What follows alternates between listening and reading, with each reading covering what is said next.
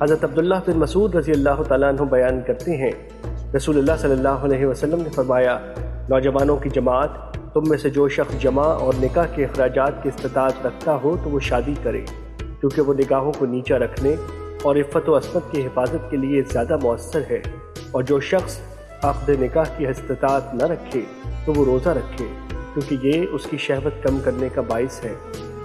مشکات المصابیح، حدیث نمبر 3080۔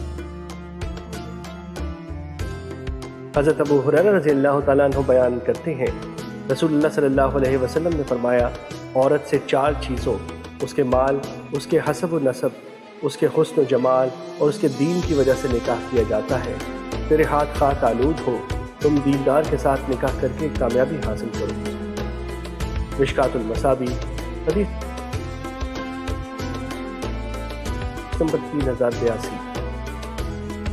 حضرت ابو ہریرہ رضی اللہ تعالیٰ عنہ سے روایت ہے کہ رسول اللہ صلی اللہ علیہ وسلم نے فرمایا، 3 قسم کے لوگوں، مکاتب جو کہ ادائیگی چاہتا ہو، عفت و پاک دامنی کی خاطر نکاح کرنے والے اور اللہ کی راہ میں جہاد کرنے والے کی اللہ ضرور مدد کرتا ہے۔